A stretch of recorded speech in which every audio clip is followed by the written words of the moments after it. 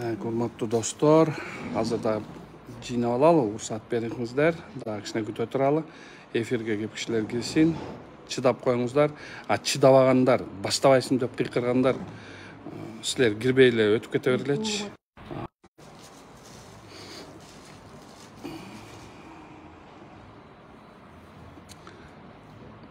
Да, кирсин, кирели күтө туруңуздар, чыдамдуураак болуп бериңиздер. Абдан бир мамышка келиптир мага. Бияка чейин таап келиптир. Темир Назаров, салам алейкум. Бөлүшүп койсоңуздар. Бөлүшүп койсоңуздар. Эфир менен бөлүшүп койсоңуздар. Бияка чейин келиптир мамышка. Мен биякта кофе эртең менен ичип атып. Ушул жактан таап келиптир мамышка. Байкуш мамышканын айткан сөздөрүн азыр эметип алып, мындайча айтканда, ушу сот, прокуратура, ушу азап булар. Баягы Садыр Нуркожоевичтин айткан сөздөрү такыр эле итакмакка чыгарып атышат булар. Бул өтө мындай акыйкаттык жок. Мына азыр мамышкенин ыйлаганын көрүп алып, өзүм ыйлагандай болуп атам. Жаным кашайып атат, биякта мындай болуп турат. Бүт документтерди карап көрсөм, кызыктуу нерселер көп болуп атат. Абдан туура эмес иштер жүрүп атат. Такен аба, салам алейкум. Кандайсыз, жакшысызбы? Анарбек Сарбашев, салам алейкум. Гульмира, саламатсызбы? Василий Вышемец, Вась, привет. Вась, ты мне обязательно заедь ко мне. Ты мне нужен очень. 13 киши болду эфирде. Дагы бөлүшүп койсоңуздар, кичине көбүрөөк аудиториябызды чоңойтуп алалы. Мен ал өзүмдү эметейин деп аткан жерим жок. Кээ бирлер жазып атыптыр, биякта пиар кылып эле олтуруп карай берет деп. Жок, андай эмес. Бунун баардыгы деген эфирди көбөйтүп алалы деген сөз. Ошон үчүн бөлүшүп бериңиздер. Абдан чоң сураныч, бөлүшүп эметсеңер, эфирди көбөйтүп алалы, эфирде көбүрөөк болсун. Бүгүнкү тема Аламидин райондун РОВДсы, ошолордун итакмакчылыгы, андан тышкары алардын итакмакчылыгынан Аламидин районунун соту Маматов деген жигитке ыраазычылык. Мына мен азыр иштерди карап, приговорду карап абдан жакшы эметип чыктым. Ошол приговорлордун баарын карап алып туруп, жаным кейт да, ушу кайра Чуйский областына ушундай эмеге эметкенине вообще таң калыштуу болуп атат да. Негизи бул ишти деген жөн эле эмеге. Азыр мамышкенин көз жашын көрсөңүз, саламатсызбы Анара? Эми суранып атасызбы? Эфирге чыгам деп атсаңыз, подтверждать этип коюңуз, мен сизди кошоюн аны. Ошону мен таңкы эфир кылалы ушуну. Кечирип коюңуздар, кичине ооруп атам. Орбанбетова Назгүл, саламатсызбы? Дагы мындай эмеге эметкиле, сураныч, эфирге бөлүшпөйсүңүздөр. 18 гана киши болуп атат эфирде. Заир Жунусалиев, салам алейкум. Салам алейкум. Улан Керимбаев, Айнур Асанов, саламатсыздарбы? Да, бөлүшүп бериңиздер эфирде. Тема абдан кызыктуу, баягы эле акыйкаттык жоктугу. Бүгүнкү күнү өз билемдик деген тергөөнүн мындайча айтканда бул реформа керек. Бул сот негизи милициянын тергөөсүн, негизи тергөөчүлөрдүн, милициянын колу, ГКМБнын колу, муну абдан кылдаттык менен чоң реформа кылбасак, же в конце-то концов жогорку сот жок дегенде бир пленум өткөзүп койгулачы, Замир Курамаевич. Единообразие судебной практики деген иш бар.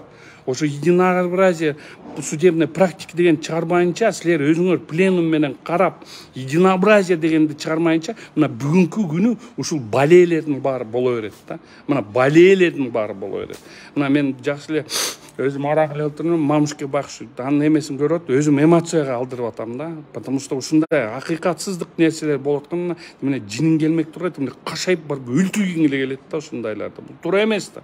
Акмакчылык да мында. Канчага чейин ушундай эме боло берет. Бунун баары, кептин баары мына Курманкул Токторалиевич, силер чыгардыңар эмени, кодекстерди чыгардыңар. Пояснение жок, комментарийлер жок. Жогорку сот мындай илгери баарыңар сотто иштегенсиңер. Уят деген болобу силерде? Жок дегенде ошо единообразие судебный практиканы туруп пленум өткөзүп карабайсыңар ошолорду. Силердин пленумуңар судьянын статусу, судьянын эмеси, өзүңөрдүн эле эмеңерди эле статусуңарды эле карай бересиңер да. А мындай бир УПК боюнча, уголовный кодекс боюнча единообразиени чыгарып койбойсуңар. Ар бир статьяга по статейне чыгарышыңар керек. Ошол силердин постановление пленумуңар бул деген бүт тергөөчүлөрдүн, прокурорлордун бардыгынын эмеси болот да, приказы сыяктуу болот. Силер ошону жасабай атасыңар жогорку сот. Жогорку сот эмне кылып атасыңар? Силер мындан олтуруп туруп эле мындай өзүңөрдү момунтип эле мантия кийип алып эле Кудай сезип калганыңардан эле башка, Кудай сезип калгандан башка эч бир ишиңер жок. Мына көрсөткүлөчү бир эмени көрсөткүлөчү. Мына силер деген ушундай Замир Курамаев, сиз деген Садыр Нуркожоевичтин мындай адвокаты болгонсуз. Сиз билесиз, сиз деген мындай нерсе көп кабылгансыз.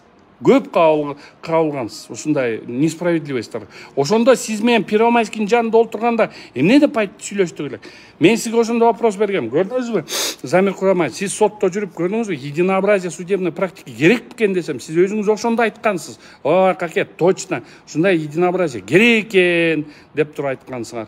А эми бүгүн мына баленин баары ушундан болуп атат. Потому что кодекстер жаңы чыкты.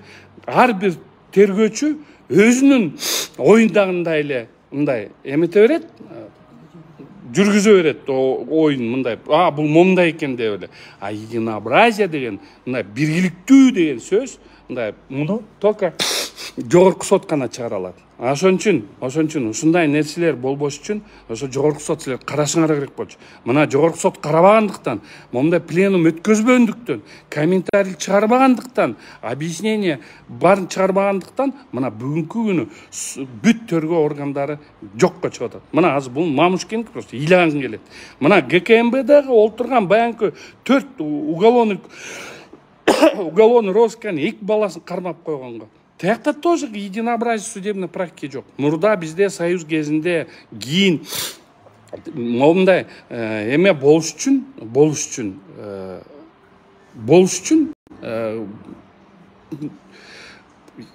состав преступления деген деп койдум. Мен кыргызча таба албадым, кечирип коюңуздар. Состав преступления болгон үчүн объект объективная сторона болуш керек, субъект субъективная сторона.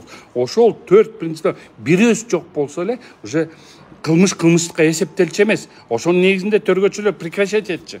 Азыр эмне?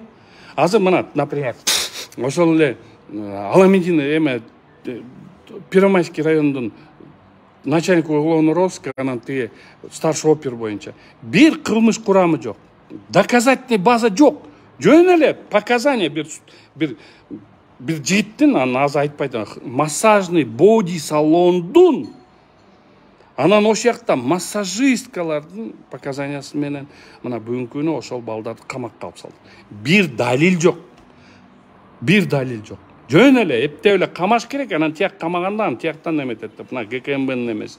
А муну кайра эле баягы судебный практика ошону Верховный суд постановление менен момда болуш керек деп разъяснение бериш керек болчу. Аны бербейт.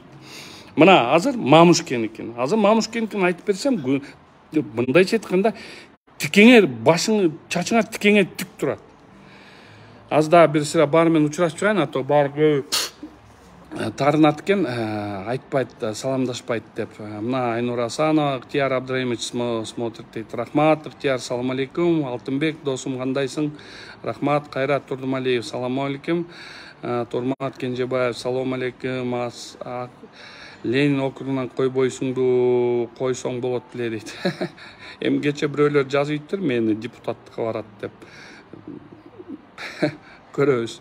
Алия Алмазбекова, саламатсызбы? Алия, мунун баары тең, мына Алия. Мен билем да сиз ким экениңизди. Мен бир нерсени айтып коеюн. Садыр Нуркожоевичту мен постоянно айтам. Жан жөөкөрлөр ушинтип калп айтып атып, жанына кулакка тээп атып, мына бүгүнкү балеге именно ошолор алып келет. Именно ошолор чүрүп келет. Бөлүшүп койсоңуздар, Жайбо Дзюдо дейт, саламатсызбы? Сабыр кылып атам Алия. Бүгүнкү момундай эмеден болуп атса ушундай эме.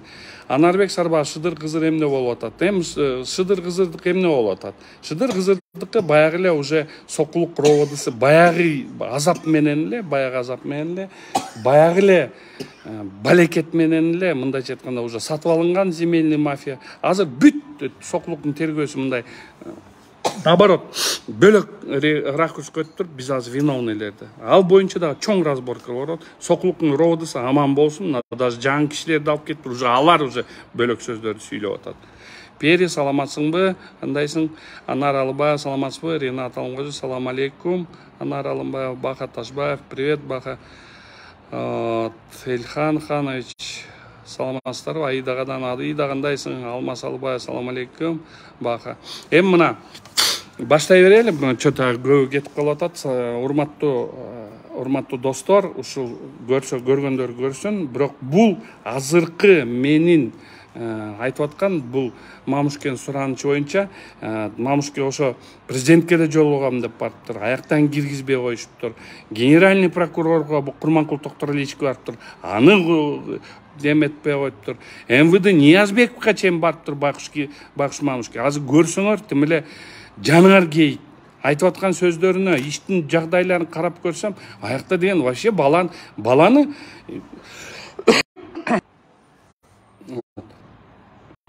бул бирле баланы камап салыптыр. Анткенде бул Мамушкин чөнтөгүндө колунда акчасы жок экен. Акчасы жок, Мамушкин баласынын чарыңа акчасы жок экен. Байкуш момундай эметип алыптыр. Мен азыр мына как адвокат катары баарын карап атам азыр. Бүт изучение кылып атам. Бирок бул өзүңөр азыр байкайсыңар, өзүңөр көрөсүңөр. Тигилердин Тима деген бар экен, Фирсов деген бар экен. Алардын подельниктери, основной фигуранттар ошолор сабап өлтүргөн балдардын ата-энеси, бирөөнүн атасы полковник экен, а бирөөнүн атасында колунда акчасы бар экен. Ошонтип туруп экөөнү арак сатып алып тигинтип чыгарып кетип атышат Аламидин төргөчүлөрү. Колунда жок. Пенсионер энеси бар. Баланы анткени эчтеке бере албай койду. Аламидин роудун төргөчүлөрүнө бере албай койду, чоңдоруна чыга албай койду. Багып туруп баланы 8 жылга камап салды. Дагы жакшы, Кудайга шүгүр, могу толкун кандай дедиңиз? Эме Аламидиндин соту. Чуйский Аламидиндин соту Маматалиев или Маматов дейсизби? Маматалиевпи, Маматалиевпи ушу точно. Ошол деген дагы жакшы, ошонун баарын көрүп туруп анан эми предъявлено обвинение болгондон кийин айла жогунан 4 жыл пробация берди. Чүйдүн соту алып туруп муну камап салды. Бул эмне деген акмакчылык. Мына могу жерде эми иштин жагдайларын айтып берейин. Иштин жагдайы. Садырбек Нурбек деген жигит бар экен. Ошонун жанында Тима деген жигит бар экен. Тима деген атасы полковник экен. Анан Фирсов Олег деген. Ошол Тима деген чуркап барып камокко арак алып берет. Арак алат, ошол жакта Олегдин туулган күнү экен. Ошол жакта арак ичип атып, тиякта дагы бир мас балдар келип алып туруп, эми ортосунда бир өлгөн бала тийишти дейт. Бирок эми ата-энеси менен мындай эметишиптир. Анан ошол жерден бири-бири менен мындай эми ичкенде баарыбыз эле геройбуз да, керек болсо тиякта өзүңөр көрүп атасыңарго депутаттарды герой кылып атат го. Анан кийин тиги Жусуп иним айткандай 2 литр арак ичсе попробуй дегендей эле болуп калды да. Ошон үчүн деген ушундай нерселер болуп кетип туруп. Тима менен Фирсов ошол жерде тиги балага асылып, ошо Тима менен тиги ким мушташтырып тигинтип. Анан кой тиякта кыргыз бала экен деп, бул кыргыз бала ортомчу болуп туруп, кайра наоборот кой деп туруп, монтип бөлүштүрүп келип атканда милициялар келгенче. Анан тиги жигит да кетип калат, анан 2 күнөн кийин өлөт, ал жигит. 2 күнөн кыз болуп табы? Точносын биле албайбыз. Азыр могу иштерди карап көрөйүн до конца. Анан ошол жактан тиги жигит өлүп калат. Эми өлүп калганда тогда соучастие преступления деген болуптур. Если силер Сыдыков, Аламидин район сотуна тергөөчүлөр, если Сыдыков Нурбек виновен болсо, анын жанына тогда Тиманы дегенди кошуш керек болчу, Фирсов дегенди кошуш керек болчу. А Фирсовду ошол жерден алып алып туруп, Фирсовду качырышат. Ким качырат? Белгисиз. Азыр бүгүнкү күнгө чейин Фирсов качып кеткен. Фирсов качып кетет да.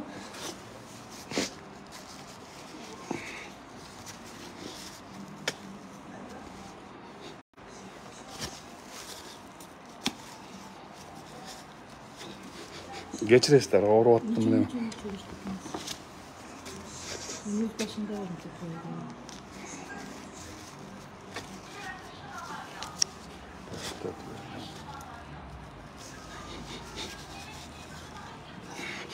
Фирсов деген ооруп кетет.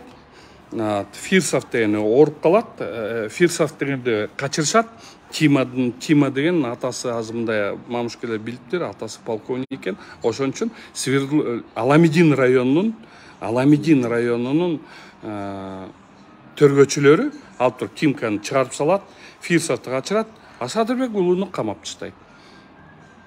Бул кандайча түшүнсө болот? Соучастие преступления деген хотя бы бар болчу да.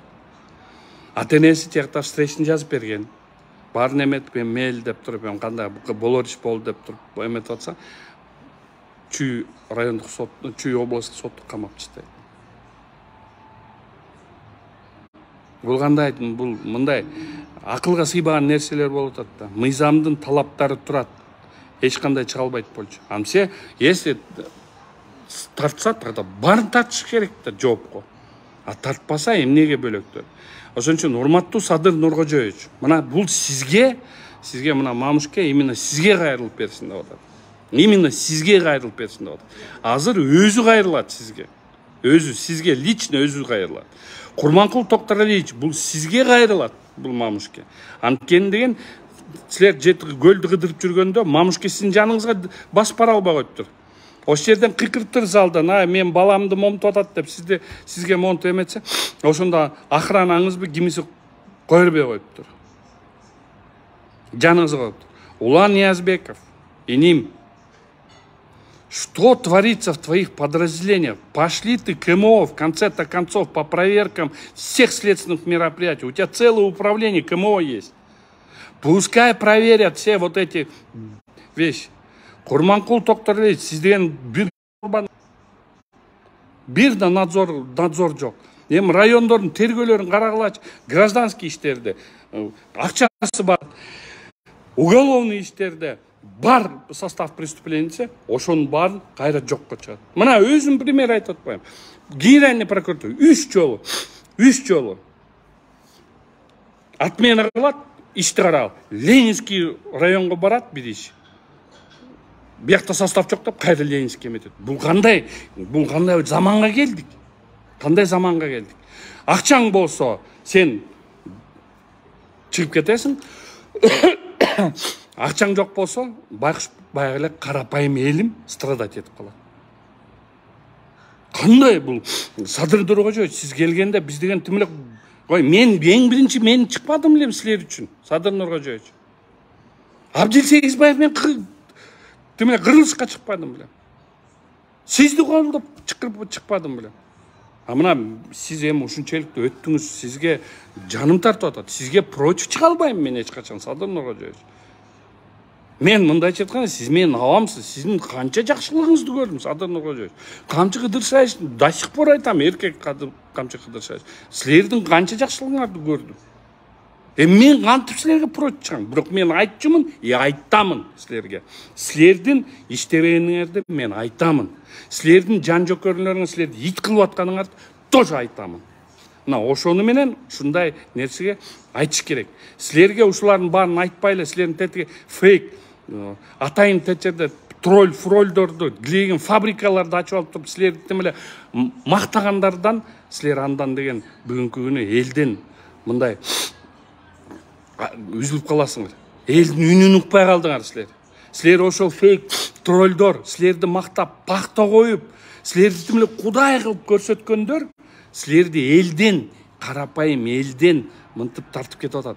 Элдин кандай жашап атканын көрө албай атасыңар.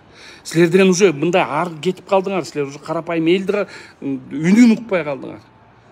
Мына айла жоктугунан ушинтип мына мамушке келип могу жерден азыр айтып берет. Мына силерге именно силерге азыр ушу Садыр Нуркожоевич, Курманкул Токторалиевич, Улан Ниязбеков, Улан иним, сага тем более көп нерселер бар. Шыдыр кызыр сокулук боюнча мына итакмактык болуп атат.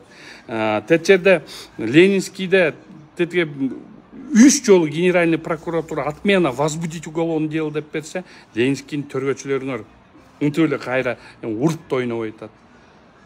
Курманкул Токторалиевич ушундай нерселерди элге кайрылгылачы, токтоткулачы өзүңөрдү фейк троллдор менен акча берип мактатканды. Токтоткулачы, силерден мактатып атасыңар өзүңөрдү. Бул деген мындай акча төлөнгөн мактоо, бул мактоо болбойт, органикага өткүлө. Мен эч качан акча берип бирөөлөрдү мактаткан эмесмин. Мен органик, реальный эле кишилерди мени поддержка берет. Потому что мен туураны айтып атам. И айтамын ошол туураны. Ошон үчүн дагы бир кайталап кетейин. Урматтуу Садыр Нуркожоевич, бул Мамушкен кайрылуусу сизге. Урматтуу Курманкул Токторалиевич, бул Мамушкендин эмеси сизге. Урматтуу Улан Ниязбеков, бул Мамушкендин ийи көз жашы сизге кайрылып атат. Ошон үчүн ушул азыр Мамушке өзүнүн номер телефонун эфирде айтат. Ошол Мамушке чалып, ошол Мамушкени карап коюңуздар. Урматтуу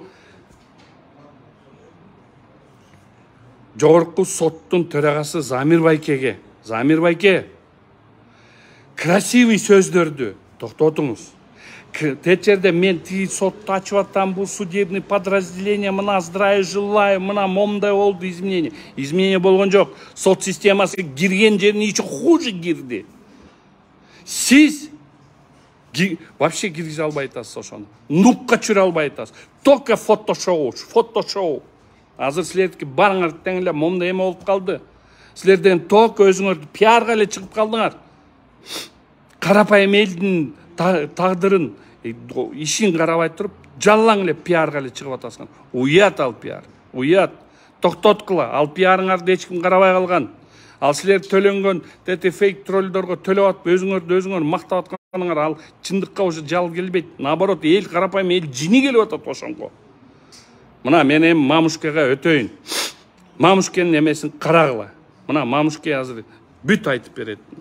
Мамушке, сиз деле мен сөздү кайталап алыңыз, Мамушке. Эмесин деле айта бериңиз. Жок, мен сизди жакты каратам. Аты жөнүңүздү айтып кетиңиз. Мен Бөрүбаева Айгүл. Катыраак сүйлөңүз. Мен Бөрүбаева Айгүл Тушанова. Көлдүн Кызыл Суу айылынын 7 районунун айнагынан болом. Мен уулум ушу жерде айылда жумушсуз жок болгон үчүн Бишкекке иштеп келген эле. Курулушта. Анан капысынан кырсыкка жолугуп, мушташтын арасында болуп, ортодо бир жигит каза болуп калды. Мен ошол убакта сотторго сиздин Садыр Нуркожоевич, балам, сага кезигейин деп кезиг ала албай койдум. Следовательдарга ошондо да ушунчалык чындык издеп жүрүп, балам үчүн бүт баарына кайрылдым. Бирок эч кимден мен жол таба албадым. Азыр тагдырдын баарын чөнтөк менен гана акча чечип калган экен. Мен 3 баламды жалгыз өздүрүп, жалгыз чоңойттум эле, окуттум эле. Сизден сураныч, Садыр Нуркожоевич, балам, Курманкул Токторалиевич жана Улан Ниязбекович, үчөөңөрдөн суранам, кайрылам. Баламдын кемчилиги күнөөсү болсо, балам үчүн кечирим сурайм. Чуйский рай Аламидин соту жанагы бир тыйын, бир чыны чай колман ичпеген Маматалиев деген судья Чуйский сот ровуде. Баламды 4 жылдык пробацияга берип, акыйкат менен чыгарып бердилер. Областной прокурор ошол жерде соту кайра нааразычылыгын билгизип, Чуйский областной суд кайра баламды 8 жылга кесип койду. Жанагы потерпевший жабыркап калган неме встречный арызы бар болчу, суранып кечирдим, болору болду деп. Ошого карабастан кайра келип баламды 8 жылга камап салды. Бул эмне деген акыйкат? Мен силерди ушунчалык балам кубанып, сүйүнүп, Боорутөккө бүт көлдүн эмелерине эме милдет кылбайм балам. Просто ушу акыйкат издейм. Мен 74 жашта болдум. Эми ошо баламды көрбөй каламмын, өзүм оорукчаммын. Анын 8 жылга кесип 8 жыл отуруп жакта мен качан топурак салбай калабы?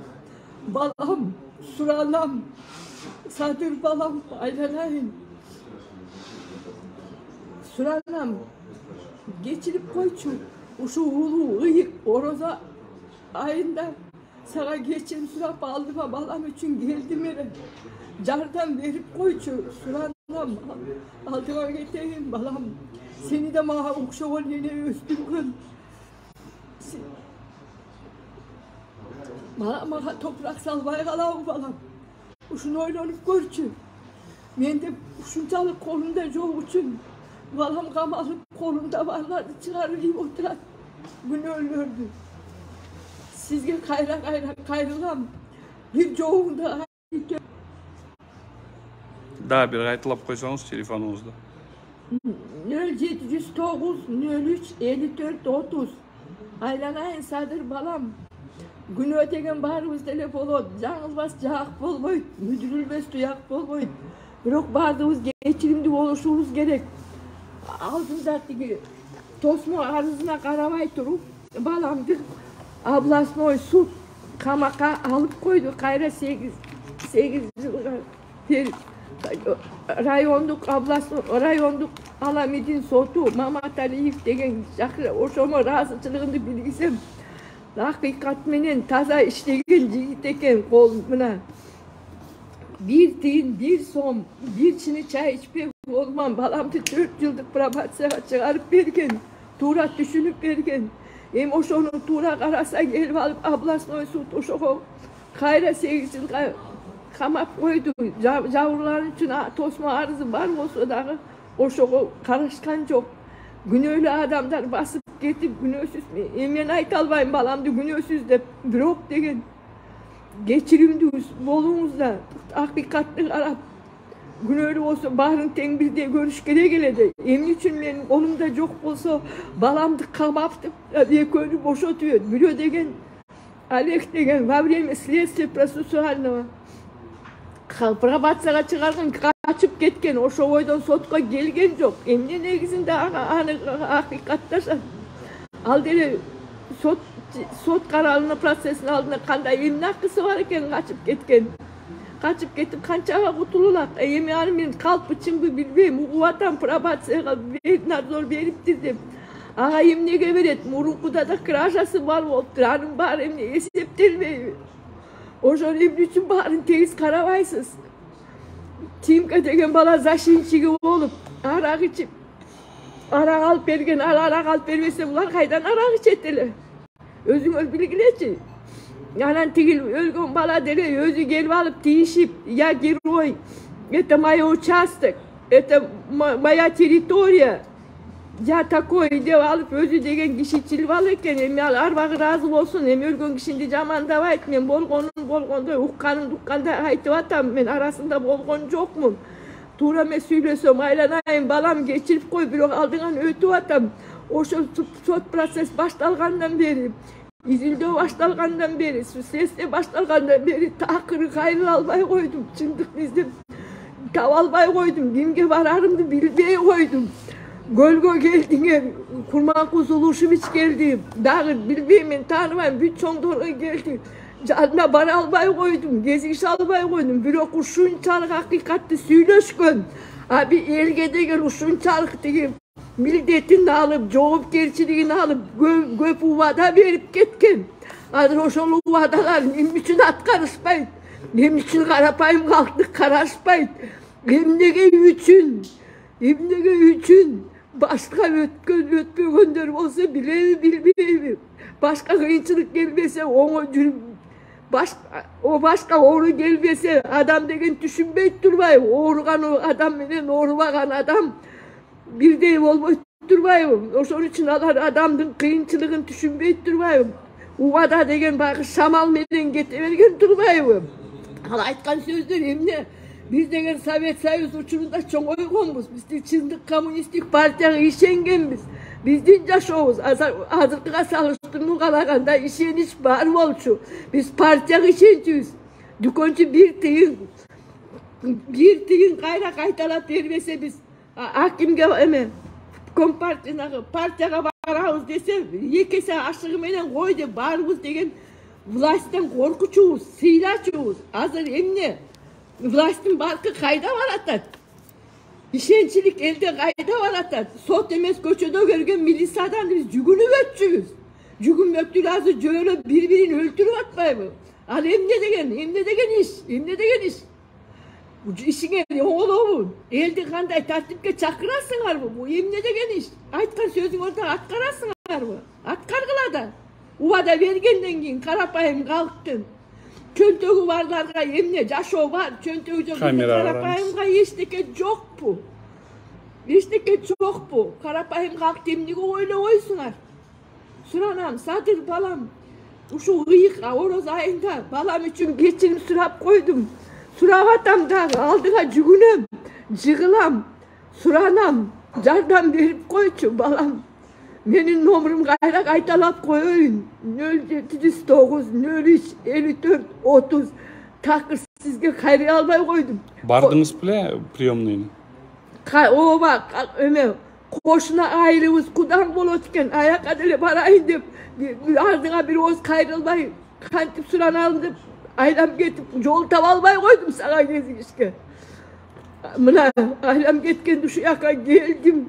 İzdep жүрүп, темселеңдеп туруп, көлдөн, жетөгүздөн келдим. Канат Хасановдун тиги күндө Кудайды күткөндө эфирлерин, ар бир эфирин көрүп отуруп, аягында эфир аркылуу издеп таап, ушу жака келдим, чындык издеп келдим.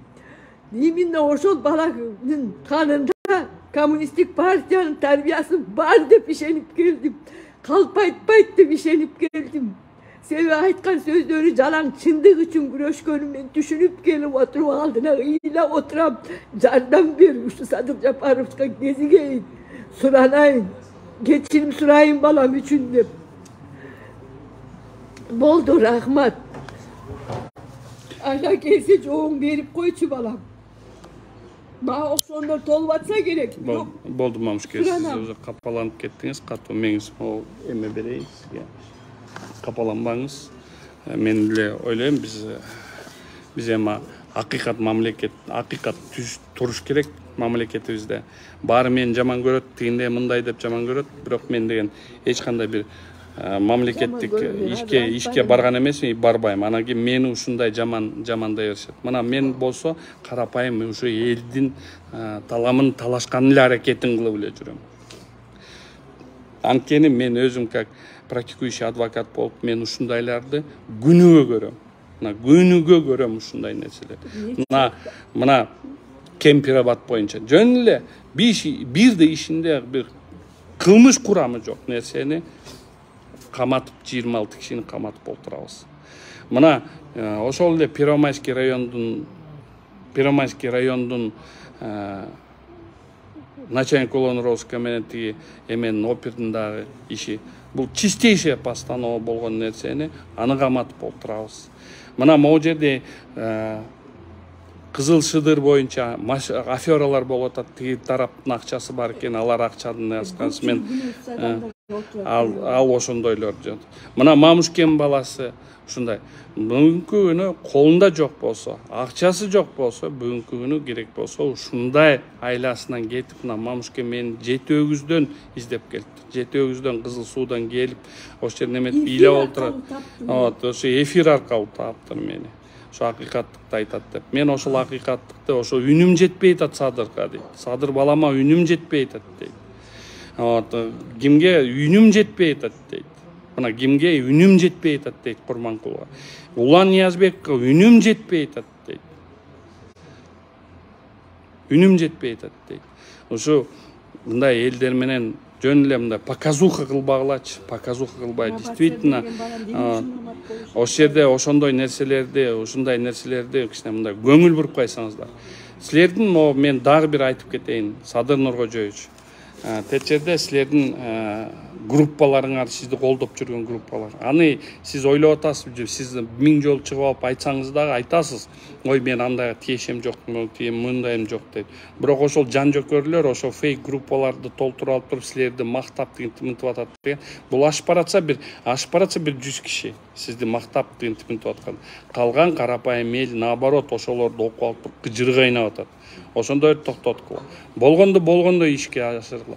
Болгондой көрсөтсөңөр, өзүңүздүн дагы абириңиз ошондой өтө чоң көтөрүлөт. Сиз деген наоборот, ошондой элдин астына чындыкты сүйлөгөн, акыйкатты сүйлөгөн ажооз болуп туруп, ошондо көп элден поддержка көрөсүз. Курманкул Токторалиевич, сизди мен как профессионал катары сыйлайм, билесиз. Мен сизди профессионал катары сыйлайм, билесиз. Эмнеге де себепте дегенде, сиз деген мен сиз менен иштешкем, мен сиздин профессионалдык качестволоруңузду жакшы билем. Бирок сиз дагы акыркы күндөрү мындай өзүңүздүн внутриусобный согуштарга баш отуңуз менен кирип кетип, бүгүнкү күнү ошо надзорлоруңарды прокуратура, бул основной орган, надзор кыла турган тергөөнүн үстүнө.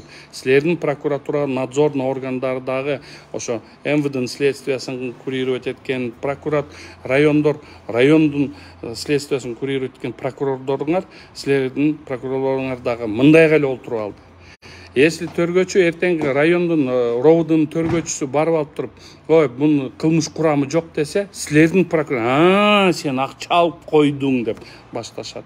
Же барып туруп, бул кылмыш курамы жок экен, мен муну прекращать этем десе, силер акча алып койдуңар, изилдебей туруп акча алып койдуңар деген сөз менен. Ошондой практиканы токтотуш керек. Ошон үчүн мен башынан эле какшап келтам. Гособвинение отдельным институтом из-под прокуратуры алып салса, ошондо состязательность болот. Сот системасында институт следственного судьи дегенге киргиздик.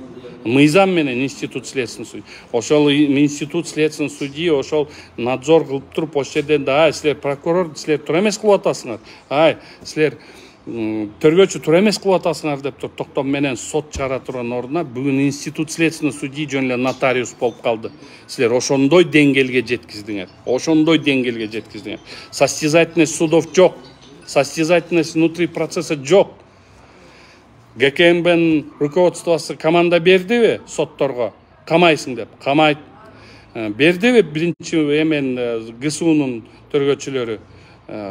Момдай менен камагыла деп команда берди. Камады. Бүгүнкү күнү сот системасы. Сот бул деген бийликтин бир бутагы.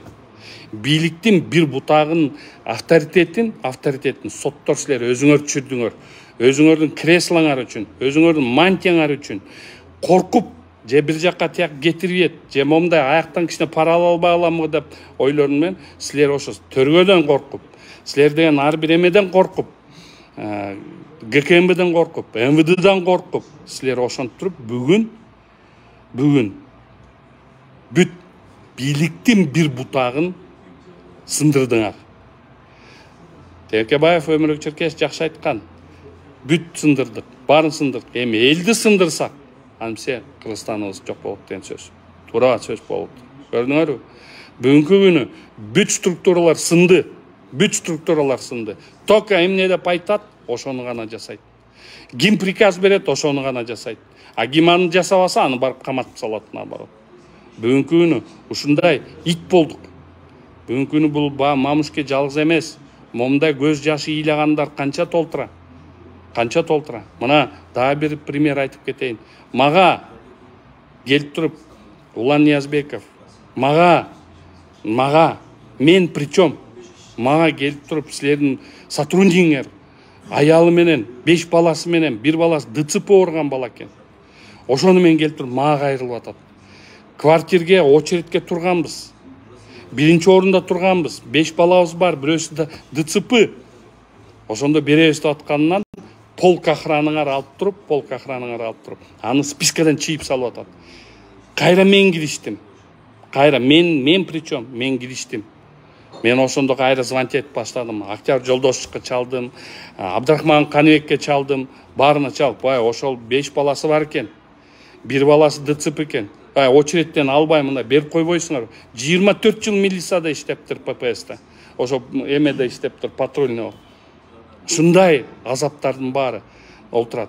Силер деген ошо жерде майлы сүттүү жерлерге өзүңөрдүн тааныш тунуштарыңарды коюп алып, ошолорго сөз сүйлөй албай, ошонго ит болуп атасыңар. Садыр Нуркожоевич, сиздин жаныңызга деген ар кандай бир шалакыларды, өзүлөрүнүн чөнтөгүн ойлогондордун баарын жыйнап алдыңыз. Ошолордун алар сизди деген жакшылыкка алып барбай сизди анга түртүп бартат Садыр Нуркожоевич. Ошондой сөздөрдүн баары болуп атат. Мына простой пример. Могу мамушки. Ушундай мамушкелердин көз жашы, ыйы канчасы турат бuyakta. Канчасы ыйлап атат. Акыйкаттык жоголду. Ар бир келген президент менен акыйкаттык жоголуп баратат. Мен жамандабайм сизди, жалгыз эле сизди эмес. Жалгыз эле сиз жеп аткан жериңиз жок. Муну деген 30 жылдан бери келаткан итакмактык. Бирок жыл сайын мурда еще хотя бы башында мындай акыйкаттык болуп атса, бул акыйкаттыктар күн сайын мындай кетип атат. Ушундай акыйкаттыктар кетип аткандан кийин ар бир президент келген сайын эле анткени президенттердин бүт баары ачка, ошо жаныңарда жүргөндөрдүн баары ачка болуп эле, бийликке келдик, мына биздин шефибиз бийликке келди, азыр еще мындай. Садыр Нуркожоевич, сиз бир нерсени түшүнбөй атасыз да. Сиздин аркаңыз менен шеф келди бийликке, туда-сюда, ой, давай азыр алып улубаш керек, жулубаш керек деп туруп, итаң бүт жерлерге киришип, бүт жерлерге баш колун салып эле итакмактын баарын чыгарат. Ошон үчүн урматтуу достор, урматтуу Садыр Нуркожоевич, урматтуу Курманкул Токторлиевич, урматтуу Улан Ниязбеков, силерге чоң кайрылуу. Мамушкенин ыйын карабагыл. Замир Курамаевич, сизге өңгөчөсү бул чоң кайрылыш. Сиз сот системасы, сиз өзүңүз биринчи түшүнүшүңүз керек болчу. Сиз ошону түшүнө албай калдыңыз окшойт. Сиз баягы эле мен чоң адвокат болуп жүрүп, каке кандайсың деп туруп кучакташып жүргөн кишим Байкем мен жакшы көргөн, мен бүгүнкү күнгө чейин жакшы көргөн Байкем, сиз сот системасын вообще карабай калдыңыз. Сот системаны карабай калган, мен сизге далил менен эле айтып атам. Постановление пленумду силер постатейно, ар бир уголовный кодекста постатейно өткөзгөн жериң жок. Силердин постановление пленума бул бүт төргө органдарына шпаргалка. Мондай кыласыңар деген сөз. А силер ошону жасабай калдыңар. Силер ошону жасабай туруп, мына бүгүнкү күнгө ушундай мамушкелер, ушундай кемпирлер, ушундай байкелер, аталар, апалар, кыздар, эжелер, балдар сыздап отурат. Статистиканы карап көргүлө. Статистиканы бир жакшы бир Садыр Нуркожоевич, статистиканы сурап көргүлөчү судебный департаменттен. Судебный департамент ошол статистиканы жүргүзөт. Мен сизге айтып коеюн. По отмененным, измененным эмелерде статистиканы ошол жүргүзөт. Канча киши кармагандарын статистиканы ар бир ровд эмеден сурап. Силердин малда незаконный мындай мыйзамсыз камалгандардын баары эле мындай камалып атат да. Камалып атат. Соттор, тергөөчүлөр эптеп тияктан бияктан зарплата кичинекей тияк бияк түшүнөм анын баарын, тияктан бияктан эптеп ким акча берсе ошонун сөзүн сүйлөп атат. Ушунун баарын жасаганга бул өтө чоң иллюстрация кылыш керек. Сотторду алмаштыруу менен биз иллюстрация жасай албайбыз. Мен башында эле сиз мени Садыр Нуркожоевич, сиз мени совет по отборуга алып баратканда биз экөөбүз ошондо сүйлөштүк элек. Мен ошондо да сизге айткам, Садыр Нуркожоевич. Сотторду бирин менен бирин алмаштырганы мындан толук чыкпайт. Мен аны круглый столдордо да айткам. Муну комплекс менен бүт баарын момундай кылыш керек. Чоң реформа жасап, сиз ошол реформаны кылып туруп ушундай мамушкелердин ыйын жокко чыгарсак, ошондо сиз элдик президент болосуз. Бүгүнкү күнү иши элдик президентке жете элексиз. Азыр башында биз сизди элдик президент деп туруп баарыбыз кол кармаганбыз. Ура деп айтканбыз. Бирок жашоо ушунга алып келди. Сиз деген могу системаны 30 жылдан бери средний сословие системаны сиз сындыра алган жоксуз. По большому счету сизди наоборот система өзүңүздү сындырып койду. Сиз ошолордун сөзүн сүйлөп койдуңуз. Силер ошол жаныңарда жүргөн жан жокөрлөрдүн сөзүн сындап койдуңуз. Силердин жакын кишилериңерге именно ошол жакта средний сословие бюрократтардын эмеси бар туруп уже силердин кишилериңерге акча берип туруп ошол сөздөрдү сындырттыңыз. Ошону менен Садыр Нуркожоевич, Курманкул Токторлиевич, Улан Ниязбек ушул мамушкенин сөзүн, мамушкенин ыйын четке какпагыла. Жакшы алыңыздар, ушул эфирде жакшы туруңуздар, кечирип коюңуздар, кичине ушундай эмерек болуп калды. Бөлүшүп койсоңуздар достор.